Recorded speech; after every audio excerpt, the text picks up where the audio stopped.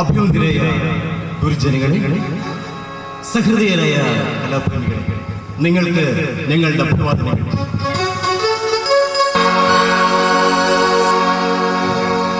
Indian തത്വചിന്തകൾ ഏറെ പഴകിയതാണെങ്കിലും അവയ്ക്കേറെ പ്രാധാന്യമുണ്ടെന്ന് ലോകം മുഴുക്കെയുള്ള തത്വചിന്താ ചർച്ചകളിൽ നിന്നും നമുക്ക് മനസ്സിലാവും. ഋഗ്വേദം മുതൽ ഇന്ത്യൻ തത്വചിന്തകൾ രേഖപ്പെടുത്തിയിരിക്കുന്നു. ഉപനിഷത്തുകളും ഇതിഹാസ മഹാകാവ്യങ്ങളും ഭാരതീയ തത്വചിന്തയുടെ പരമ്പരയിൽപ്പെടുന്നു. ആധുനിക ഭാരതത്തിലുണ്ടായ ചിന്താപദ്ധതികൾ ഒറ്റപ്പെട്ടുണ്ടായവയല്ല, അവ തുടർച്ച മാത്രമാണ്. 1915 സാഹിത്യത്തിനുള്ള നോബൽ സമ്മാനം ലഭിച്ച റൊമേൻ റോളണ്ട് ശ്രീരാമകൃഷ്ണ പരമഹംസരുടെയും സ്വാമി വിവേകാനന്ദന്റെയും തത്വചിന്തകളിൽ ആകൃഷ്ടനായിരുന്നു. റൊമേൻ റോളണ്ടിന്റെ നോബൽ സമ്മാനം ലഭിച്ച വിശ്വപ്രസിദ്ധ കൃതിയാണ് ജീൻ ക്രിസ്റ്റഫ്. ഈ കഥയെ ആസ്പദമാക്കി സർവശ്രീ പ്രേമാനന്ദ ചമ്പാട് തയ്യാറാക്കിയ കഥാപ്രസംഗവുമാണ് ഞാൻ നിങ്ങളുടെ മുമ്പിൽ അവതരിപ്പിക്കുന്ന കഥ. ചരിത്രം അവസാനിക്കുന്നില്ല.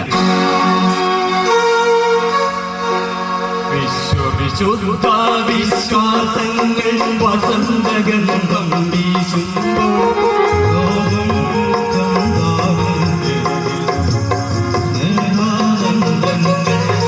വിശ്വവിശുദ്ധ വിശ്വാസങ്ങൾ വസന്തഗന്ധം വീശുമ്പോൾ ഓരം യുദ്ധം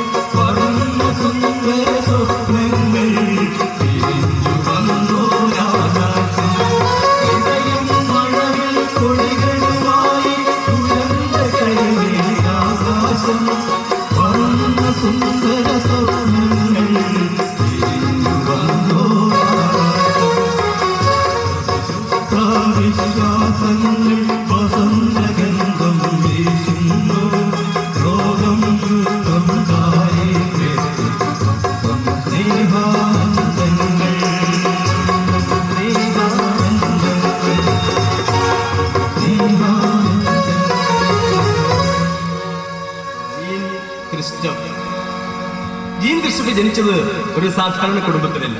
സാധാരണ കുടുംബം എന്ന് പറയുമ്പോൾ നിങ്ങൾക്ക് സംശയം തോന്നും. ഒരു സാധാരണ കുടുംബത്തിലല്ല. എങ്കിലും ജീൻ ക്രിസ്റ്റഫ് ജനിച്ചത് ഒരു സാധാരണ കുടുംബത്തിലല്ല.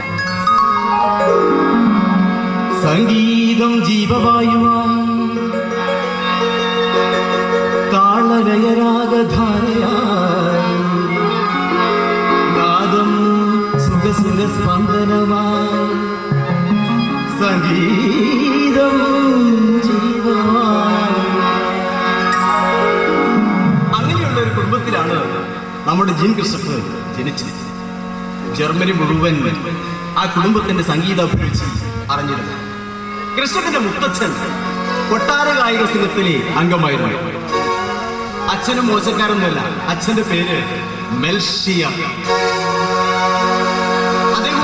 സംഗീതത്തിൽ അതിനിപുണനാണെന്ന് പ്രസിദ്ധനായിരുന്നു. പക്ഷേ ദൗർഭാഗ്യങ്ങൾ കൊണ്ട് അദ്ദേഹത്തിന് ബഹുമതി ഒന്നും കിട്ടി. അദ്ദേഹത്തിന് കുറച്ച് വൈകുന്നേരമായ കുറച്ച് വീശിക്കഴിഞ്ഞാലേ പാട്ട് വരും. അതുകൊണ്ട് അദ്ദേഹത്തിന് ബഹുമതികളൊന്നും കിട്ടിയില്ല. നമ്മുടെ നാട്ടിലൊക്കെ പറയുന്നത് ഈ പാരമ്പര്യമായിട്ട് കിട്ടിയ ഒരു സിദ്ധി എന്നൊക്കെ നമുക്കറിയാം. ഈ ഞാൻ പലപ്പോഴും കേട്ടിട്ടുണ്ട്, പലരും പറഞ്ഞ അച്ഛനപ്പൂപ്പന്മാര് സംഗീതജ്ഞന്മാരാണ്, അതുകൊണ്ട് ആ പരമ്പര എന്നുള്ള നിലയിലാണ് നമുക്ക് ഈ സംഗീതം കിട്ടിയിരിക്കുന്നത്. പല അഭിമാനത്തോടുകൂടി ചിലർ പറയുന്നത് കേൾക്കാം.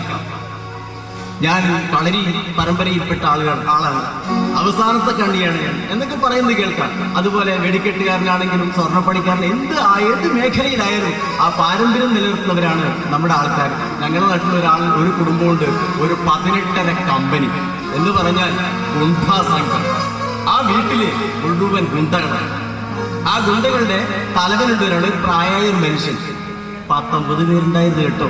19 പേരുണ്ടായിരുന്നു. ഒരാളുടെ കാല് ആളുകൾ തല്ലി ഓടിച്ചുകൊണ്ട് പകുതിയുള്ളൂ. ആ പകുതി വെച്ചുകൊണ്ട് 18 കമ്പനി എന്നുള്ള ഇവിടെ നമ്മുടെ മെൽഷിയർ ഈ പുരാണം പറഞ്ഞ് കള്ളു കുടിച്ചാൽ പുരാണം പറയാൻ വലിയ മിടുക്കനാണ്. ഇനി അവസാനമായിട്ടുള്ള ഒരാളെ പരിചയപ്പെടുത്താൻ നിങ്ങൾക്ക് ക്രിസ്റ്റഫിന്റെ അമ്മ ലൂഷ്യ.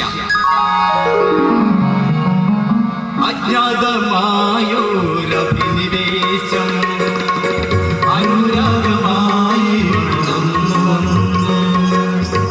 ഏതോടെ വിഷാദഭാവം കണ്ണുകളേറെ അഗാധമാക്കി. അജ്ഞാതമായോരഭിനിവേശം അനുരാഗമായി വളർന്നു വന്നു. ഏതൊരു വിഷാദഭാവം കണ്ണുകളേറെ അഗാധമാക്കി. കണ്ണുകളേറെ അഗാധമാക്കി. സംഗീതജ്ഞല്ലാത്ത ഒരു സ്ത്രീയെയും ആ കുടുംബത്തിൽ ഇതുവരെ വിവാഹം ചെയ്തു കൊണ്ടുവന്നിട്ടില്ല. ആദ്യമായിട്ടാണ് ഒരു പാവപ്പെട്ട ഒരു സാധാരണ സ്ത്രീ ലൂഷ്യ ആ കുടുംബത്തിലേക്ക് കടന്നു വന്നത്. മെൽഷിയർക്ക് ആ വിവാഹം ചെയ്ത ഒരു വിഡ്ഢിത്ത മനസ്സും തോന്നിപ്പോ. എങ്കിലും ജീൻ ക്രിസ്റ്റഫർ ജനിക്കുക തന്നെ ചെയ്തു. മുത്തച്ഛൻ പോലും വിരുപ്പനായി കണ്ടു. തൊട്ടിലിൽ കിടന്നു കരഞ്ഞു കുഞ്ഞ്. ഏതോ കഠിനമാം വേദനയുള്ളപ്പോൾ വാവിട്ടു കരഞ്ഞു കുഞ്ഞ്. അവന് ചുറ്റും നിരവധി നിഴലുകൾ, പേടിപ്പെടുത്തുന്ന ഇരുട്ട്.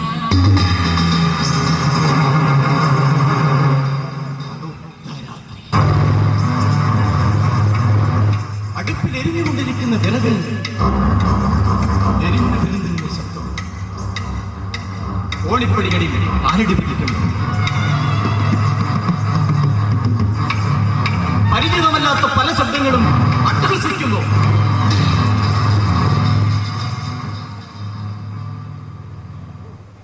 സെന്റ് മാർട്ടിൻ പള്ളിയിലെ മണിമുഴങ്ങുന്നു. പവിത്രമായ സാന്ത്വനത്തിന്റെ ശബ്ദം, അപൂർവമായ സംഗീതത്തിന്റെ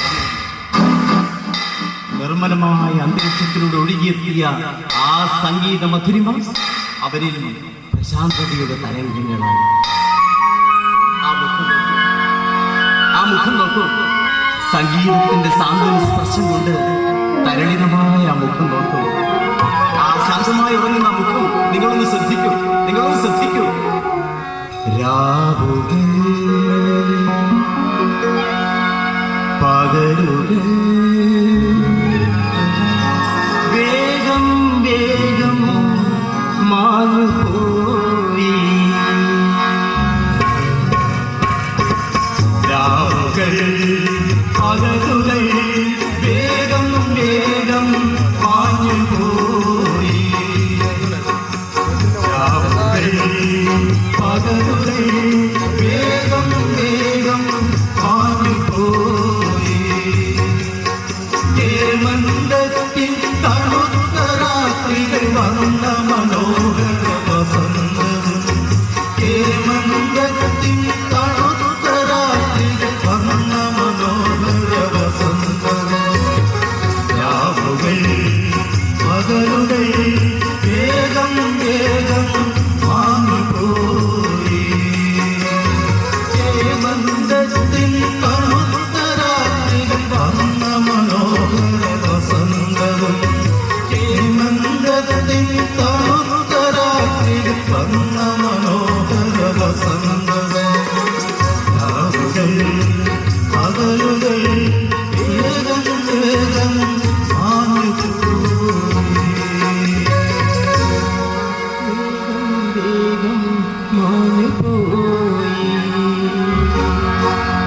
എന്നാൽ ആ കുടുംബത്തിൽ അച്ഛൻ മെൽഷിയ, അയാളൊരു മുഴുക്കുടിയനാണെന്ന് ഞാൻ ആദ്യമേ പറഞ്ഞില്ല.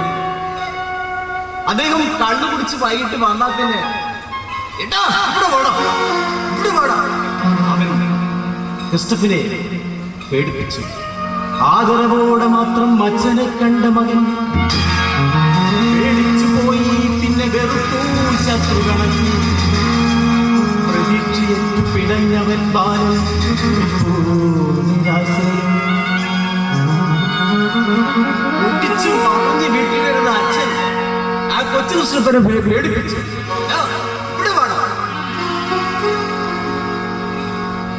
അച്ഛൻ ക്രിസ്റ്റഫനെ പേടിപ്പിച്ചുകൊണ്ടേയിരുന്നു. എന്നാൽ ആ കുഞ്ഞു മനസ്സിൽ അച്ഛനോടുള്ള പക അറിയാതെ അങ്ങനെ എല്ലാറ്റിനും ഒരാളുണ്ട്, ഒരു മുത്തച്ഛൻ. മുത്തച്ഛനായിരുന്നു അഭയം, മുത്തച്ഛനാശ്വാസമായിരുന്നു. കഥകൾ പറഞ്ഞു പാട്ടുകൾ പാടി കുഞ്ഞു മനസ്സിനെ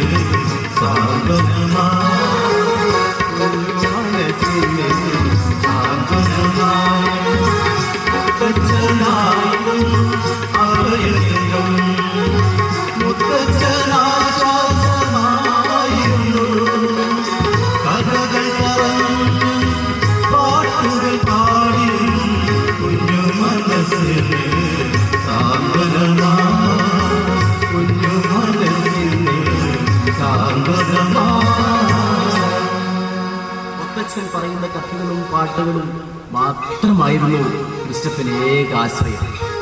മുത്തച്ഛൻ കഥകൾ പറഞ്ഞു കൊടുക്കും, പാട്ടുകൾ പാടും. അദ്ദേഹം പറഞ്ഞു കൊടുക്കുന്ന കഥകളും പാട്ടുകളും മാത്രമേ അവന് ഓർമ്മയുണ്ടാകൂ. മുത്തച്ഛൻ കഥകളും മുത്തശ്ശി കഥകളും ഒക്കെ പണ്ട് കാലത്തായിപ്പോയി. ഇപ്പൊ ആരാ, ഏത് മക്കളാണ് മുത്തശ്ശി കഥകളും മുത്തശ്ശി കഥകളൊക്കെ കേട്ടു നിൽക്കുന്നത്? നിങ്ങളൊക്കെ, നമ്മുടെ മക്കളൊക്കെ കേരളം, അവർക്ക് ടി വി, കമ്പ്യൂട്ടറും ക്രിക്കറ്റും ഒക്കെ ആയിട്ട് നടക്കുകയല്ലേ. പിന്നെ ഇവിടെ മുത്തശ്ശന്റെയും മുത്തശ്ശിന്റെയും കഥയൊക്കെ കേൾക്കാൻ എവിടെ അവസരം കിട്ടുന്നത്? മുത്തശ്ശനെ അടിച്ച് പരത്തി ഒരു മൂല കിട്ടിയിരിക്കുകയല്ലേ പോര് എന്നും പറഞ്ഞിട്ട്. ഇവിടെ മുത്തച്ഛന്റെ പാട്ടുകളാണ് ക്രിസ്റ്റഫിന് ഏക ആശ്രയം. മുത്തച്ഛനായിരുന്നു അഭയകേന്ദ്രം, മുത്തച്ഛനാശ്വാസമായിരുന്നു. കഥകൾ പറഞ്ഞു പാട്ടുകൾ പാടിയും കുഞ്ഞു മനസ്സിന്റെ സാന്ത്വനം. മുത്തച്ഛനായിരുന്നു അഭയകേന്ദ്രം, മുത്തച്ഛനാശ്വാസമായിരുന്നു. കഥകൾ പറഞ്ഞു പാട്ടുകൾ പാടിയും കുഞ്ഞു മനസ്സിന്റെ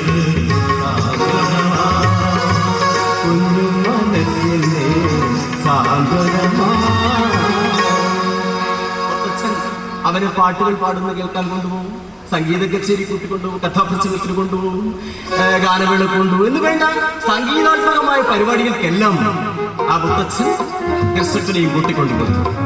ഒരു ദിവസം അദ്ദേഹം അവനെ ഒരു സംഗീത കച്ചേരിക്ക് കൂട്ടിക്കൊണ്ടുപോകും. വിശാലമായ ഒരു സംഗീത കച്ചേരി നടക്കുകയാണ്. ക്രിസ്റ്റഫനെ കൂട്ടി മുത്തച്ഛൻ ആ വേദിയിലേക്ക് എത്തി. ജർമ്മനിയുടെ അഭിമാനം, പ്രഭുവിൻ വിശിഷ്ടാതിഥി, സംഗീതത്തിൻ ചക്രവർത്തി,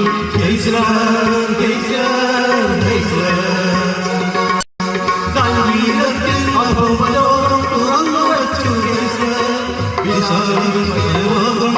വിടർന്ന കണ്ണാൽ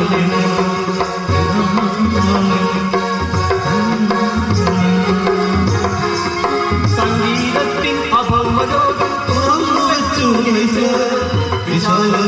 ലോകം നോക്കി വിടർന്ന കണ്ണാൽ വിടർന്ന കണ്ണാൽ വിടർന്ന കണ്ണാൽ.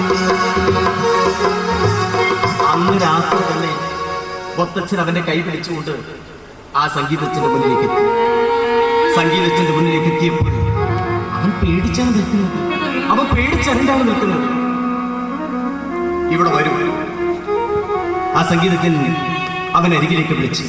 എന്നിട്ട് അവനോട് പറഞ്ഞു, വലിയവനായാൽ വന്ന് കാണണം, വലിയവനായാൽ വന്ന് കാണണം എന്ന് മാത്രമേ അദ്ദേഹം അവരോട് പറഞ്ഞുള്ളൂ. ആ വാക്കുകൾ ക്രിസ്റ്റഫിന് ലഹരി, ആഘാതമായി, ഉന്മാദമായി. അവൻ വീട്ടിലേക്ക് തിരിച്ചെത്തുമ്പോഴും ആ വാക്കുകൾ മാത്രമേ അവന്റെ മനസ്സിലുണ്ടാവുകയുള്ളൂ. പിറ്റേ ദിവസം നമ്മുടെ മുത്തച്ഛൻ വീട്ടിലേക്ക് വരുന്നത് ഒരു വലിയ പിയാനോ ആയിട്ടാണ്, ഒരു പഴയ പിയാനോ. ആ പഴയ പിയാനോ ആയിട്ടാണ് വീട്ടിലേക്ക് വരുന്നത്. അത് ക്രിസ്റ്റഫിന് കൊടുക്കും. അത്ഭുത ആദരങ്ങളോടെ അവനെ സ്വീകരിച്ചു. ഹായ്,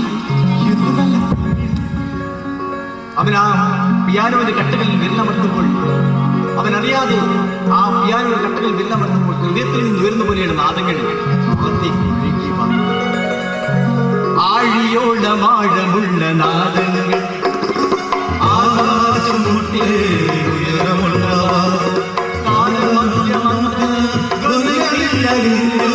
താരഹൃദയം അലിഞ്ഞു ചേർന്നു ആഴിയോളമാഴമുള്ള നാദങ്ങൾ ആകാശം മുട്ടേ ഉയരമുള്ളവ താരമധ്യമങ്ങൾ ധ്വനികളിൽ അലിഞ്ഞു താമരഹൃദയം അലിഞ്ഞു താമരഹൃദയം അലിഞ്ഞു ചേർന്നു താമരഹൃദയം അലിഞ്ഞു ചേർന്നു. അച്ഛൻ ബെൽഷിയറും കണ്ടു ക്രിസ്റ്റഫ് പിയാനോ വായിക്കുന്നത്. ആ പഴയ പിയാനോ വായിക്കുന്നത് അച്ഛൻ ബെൽഷിയറും കണ്ടു. കണ്ണു കുടിച്ചിട്ടില്ല വരുന്നത്. കണ്ട ഉടനെ അദ്ദേഹം അവരെ പഠിപ്പിക്കാൻ തുടങ്ങി.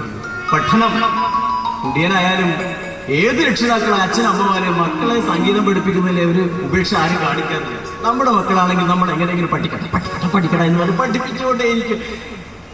ഏതൊരു അച്ഛനമ്മമാരും അങ്ങനെ തന്നെയാണ്. ഇപ്പോൾ ആണെങ്കിൽ റിയാലിറ്റി ഷോ ഏത് ചാനൽ തുറന്നാൽ അവിടെ ചാനൽ യുദ്ധം തന്നെയാണല്ലോ. ഈ റിയാലിറ്റി ഷോയിൽ എത്ര നന്നായിട്ട് പാടിയാലും അവിടെ ആ ജഡ്ജസ് എന്ന് പറയുന്ന 3 പേര് അവിടെ ഇരിക്കുന്നുണ്ടല്ലോ. അവർ പറയുന്നത് മോളെ പാട്ടൊക്കെ നന്നായി, പക്ഷേ സംഗതി അങ്ങ് വന്നില്ല. സംഗതിയൊക്കെ ഉണ്ട് സാറേ. അതാണ് ആ പാട്ട് പാടുമ്പോൾ ഇവിടെ നമ്മുടെ മുത്തച്ഛൻ പാട്ട് പഠിപ്പിക്കുന്ന പോലെ തന്നെ അച്ഛനും കള്ളുകുടിച്ച് വന്നിട്ട് മക്കളെ മോനെ പഠിപ്പിക്കാൻ തുടങ്ങി. ആ പഠനം ക്രിസ്റ്റഫിന് ഒരു പീഡനമായിരുന്നു. എങ്കിലും ആ പിയാനോന്റെ കട്ടകളിൽ നിരലമർത്തുമ്പോൾ അവൻ അറിയാതെ ഒഴുകിപ്പോകുകയായിരുന്നു. മുത്തച്ഛനായിരുന്നു അഭയം, മുത്തച്ഛനാശ്വാസമായിരുന്നു. കഥകൾ പറഞ്ഞു പാട്ടുകൾ പാടിയും കുഞ്ഞു മനസ്സിന് മുത്തച്ഛനായിരുന്നു അഭയം, മുത്തച്ഛനാശ്വാസമായിരുന്നു. കഥകൾ പറഞ്ഞു പാട്ടുകൾ പാടിയും കുഞ്ഞു മനസ്സിന്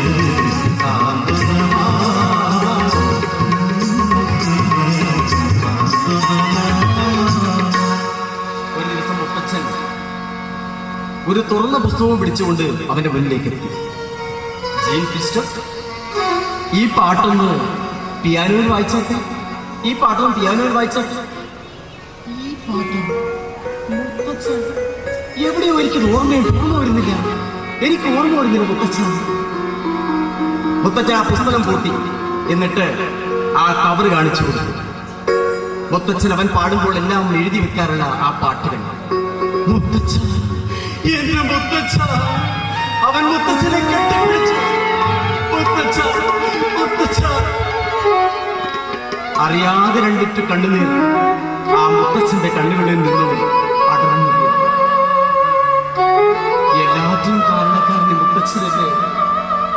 മുത്തച്ഛനായിരുന്നു അഭയകേന്ദ്രം, മുത്തച്ഛനാശ്വാസമായിരുന്നു.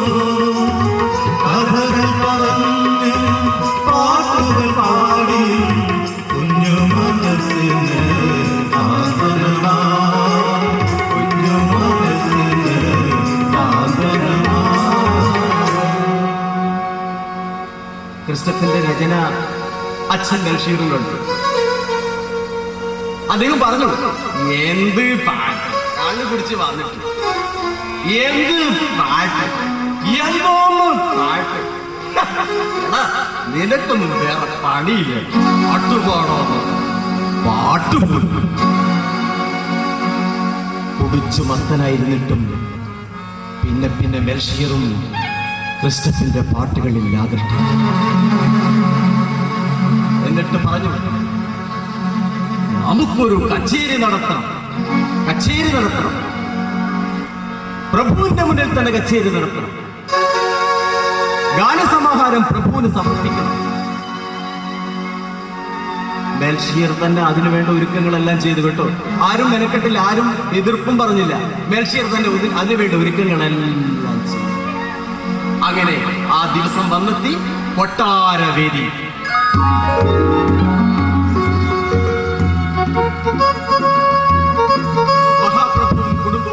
എത്തിച്ചേർന്നിരിക്കുന്നു. ക്രിസ്റ്റഫ് ആ രംഗമാകിയൊന്നു എന്നിട്ട് തൊണ്ടയനക്കി സ്വരശുദ്ധി വരുത്തി ആ ഗാനസമാഹാരം പ്രഭുവിന്റെ മുന്നിലേക്ക്, ആ സദസ്യരുടെ മുന്നിലേക്ക് ആ ഗാനപ്രവാഹം ആരംഭിച്ചു. നാദമുയർന്നു കർണങ്ങളിൽ, നാദമുയർന്നു കർണങ്ങളിൽ, സംഗീതവർഷം ചൊരിഞ്ഞു, കോരിത്തരിക്കും ഹൃദയങ്ങളിൽ പ്രപഞ്ച സത്യമുണർന്നു. നാദമുയർന്നു കർണങ്ങളിൽ,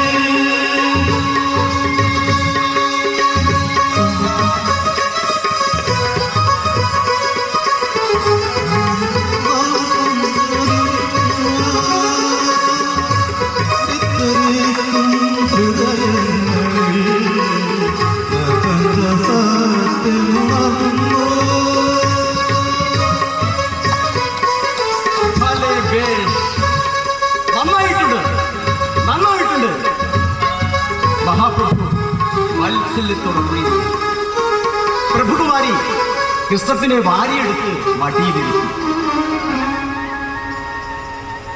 നോം ഒരു കാര്യം തീരുമാനിച്ചിരിക്കുന്നു. അത് ഈ രാജ സദസ്സിൽ തന്നെ വിളിച്ചു പറയുവാൻ ഞാൻ ആഗ്രഹിക്കുന്നു. ഈ കൊട്ടാരത്തിലെ വാദ്യവൃന്ദത്തിൽ ക്രിസ്റ്റഫിനെയും അംഗമാക്കിയിരിക്കുന്നു.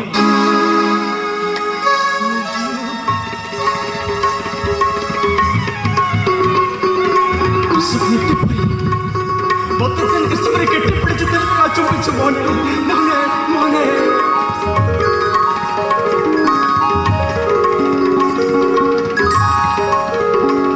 എല്ലാറ്റിനും കാരണക്കാരൻ ഈ മുത്തച്ഛൻ തന്നെയല്ലേ?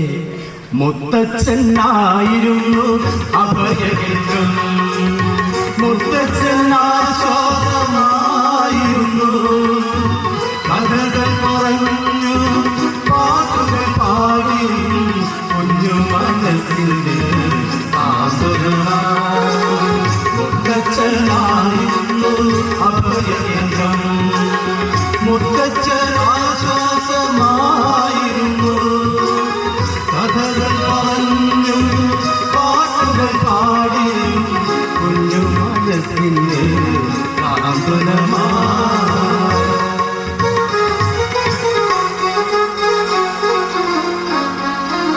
എന്നാൽ ആ കുടുംബത്തിൽ ലൂഷ്യ അമ്മ അവഗണിക്കപ്പെടുകയാണ്.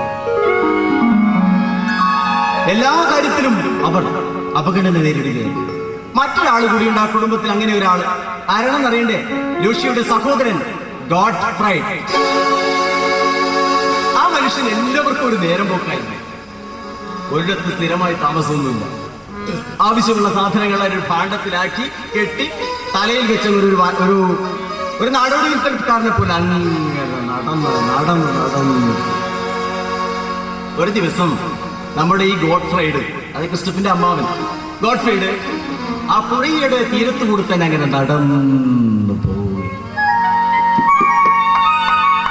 അങ്ങനെ നടന്നു പോകുമ്പോ നമ്മുടെ ഗോഡ്ഫ്രൈഡ് ഒരു പാട്ട് പാടാനൊക്കെ തുടങ്ങി. സംഗീത കുടുംബത്തിലുള്ളവരല്ലേ, എല്ലാവരും സംഗീത കുടുംബത്തിലുള്ളവരാണ്. പിന്നെ ഗോഡ്ഫ്രൈഡ് മാത്രം ഒരു പാട്ട് പാടാതിരിക്കുന്നില്ല. എന്താ ഒരു കാര്യമുള്ളത്?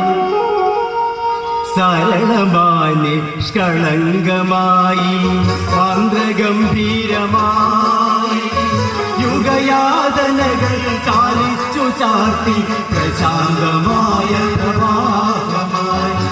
സരളമായി നിഷ്കളങ്കമായി മന്ത്രഗംഭീരമായി യുഗയാതനകൾ ചാലിച്ചു ചാർത്തി പ്രശാന്തമായ പ്രവാഹമായി.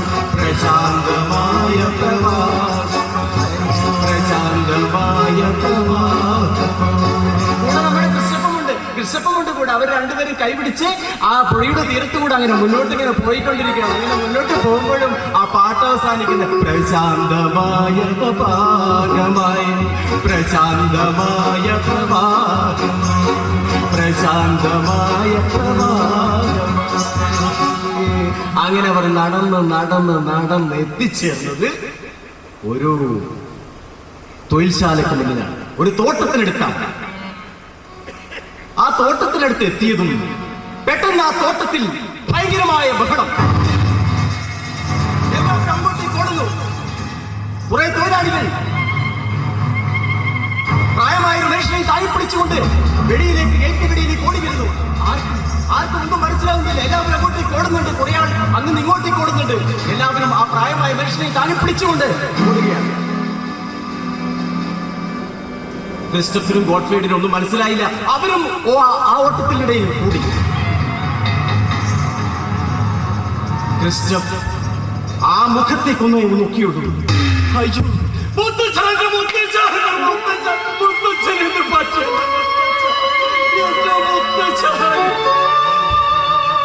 അയ്യോ, മുത്തച്ഛനെ പറ്റി.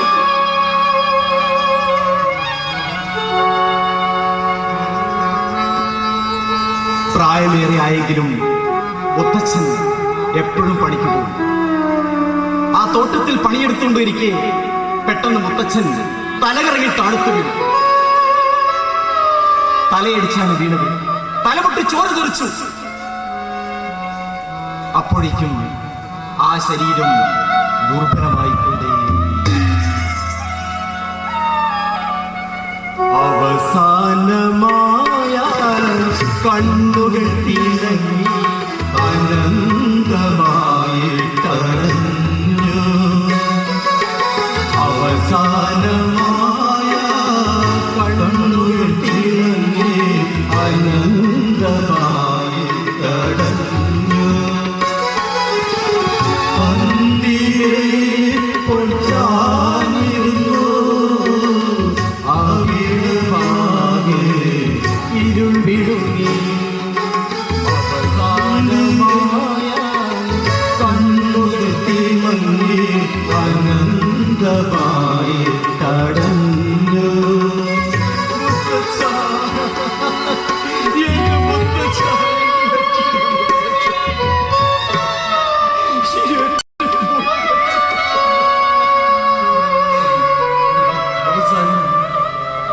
ക്രിസ്റ്റഫും അവിടെ തളർന്നു വീണു.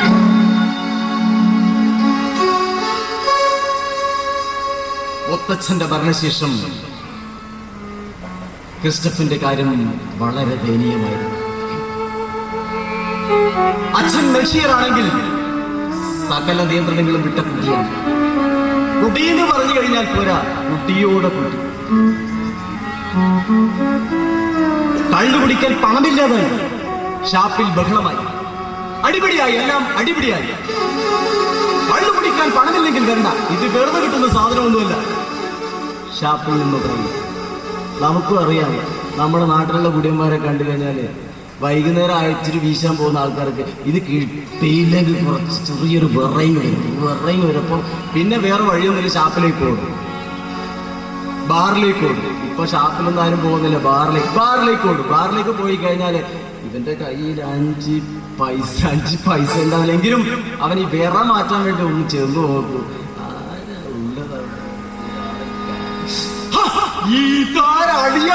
അളിയനെവിടെയിരുന്ന് കുടിക്കുകയാണ്. ഒറ്റക്കിരുന്ന് വീശിയാണ്. ഒറ്റക്കിരുന്ന് വീശിയാണ്. എന്താ അളിയായത്? ഒറ്റക്കിരുന്ന് വീശിയാണ് ഇവിടെ അല്ലേ? അളിയനാ? ഏത് വകയില്? ഇവിടെ ബന്ധങ്ങൾക്കൊന്നും വലിയ ബന്ധമൊന്നുമില്ല, പെട്ടെന്ന് തന്നെ പരിചയപ്പെട്ടുകൊള്ളും ആൾക്കാർ. അങ്ങനെയാണ്, സഹോദര ബന്ധം പോലെ പെട്ടെന്ന് ബന്ധപ്പെട്ടുകൊള്ളും. പിന്നെ അവന് സോഡ ഒഴിച്ചു കൊടുക്കുന്നുണ്ട്, വെള്ളം ഒഴിച്ചു കൊടുക്കുന്നുണ്ട്, ഇടക്കിടക്ക് അച്ചാറ് തൊട്ടിട്ട് അവന്റെ നാക്കിന്റെ മുകളിൽ ഇങ്ങനെ പഠിച്ചു കൊടുക്കുന്നുണ്ട്. പെട്ടെന്ന് തന്നെ അവർ കമ്പനിയാവും. അവരവിടെ ഒരു ആഘോഷം നടത്തും. ആഘോഷം. ഇന്ന് ആഘോഷം എന്ന് പറയുന്നത് കേരളത്തിൽ എന്താണ്? 4 ഗ്ലാസും 1 പൈന്റും എന്നാണ് എല്ലാവരും പറയുന്നത്. അതുകൊണ്ടാണ് ഈ ആഘോഷങ്ങളൊക്കെ ഇന്ന് മാറി. പല സ്ഥലത്തിന്റെ പേര് തന്നെ മാറിപ്പോയി. കേരളത്തിൽ ഏറ്റവും കൂടുതൽ പറയുന്ന പത്രങ്ങളിലൊക്കെ നമ്മൾ വായിച്ചു കാണും, ചാലക്കുടി എന്ന കുടി തന്നെയാണ് പോലും ഏറ്റവും വലിയ സ്ഥലം. അതുപോലെ ഇരിങ്ങാലക്കുടിയല്ല, കുടയാണ്. ഇരിങ്ങാലക്കുടി എന്ന് വേണ്ട, എവിടെ ചെന്ന് കഴിഞ്ഞാലും കേരളത്തിൽ യുവാക്കളിൽ മദ്യാസക്തി കൂടിക്കൊണ്ടിരിക്കുകയാണ്. ഇതിനെതിരെ നമുക്കൊന്ന് പ്രതികരിക്കണ്ടേ? ഇവിടെയെങ്കിലും നമുക്കൊന്ന് പ്രതികരിക്കണ്ടേ?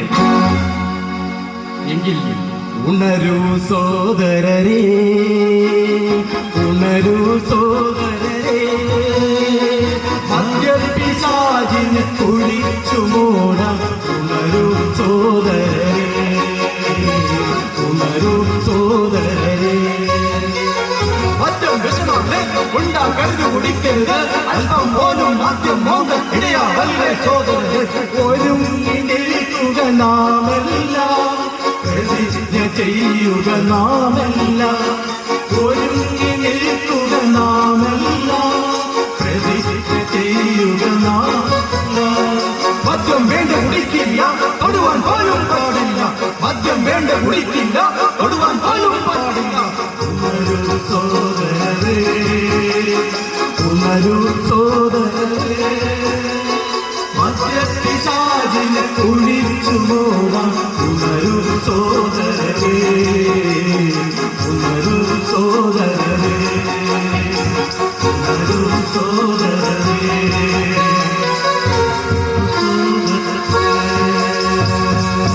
നമ്മുടെ ബഷീർ ഒരു തുള്ളി മദ്യത്തിന് വേണ്ടി ആ ഷാപ്പിന്റെ മുന്നിൽ പൊന്നിൽ ഇങ്ങനെ നിൽക്കുകയാണ്.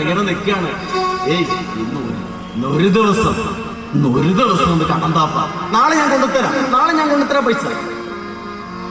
കള്ളു കുടിക്കാൻ പണമില്ലെങ്കിൽ വരണ്ട, പണം അതാണ് ആവശ്യം.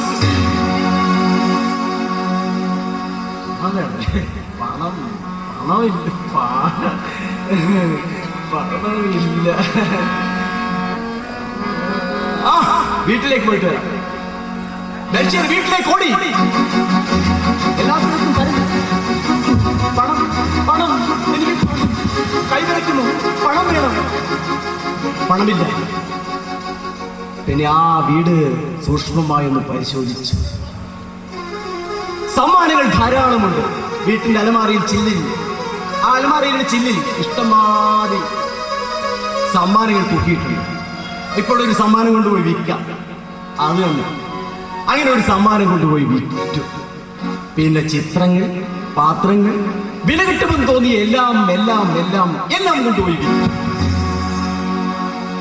ഓരോ സമ്മാനം, ഓരോ താരകം, ഓമൽ ചരിത്രങ്ങൾ, പ്രിയരായുള്ളവർ.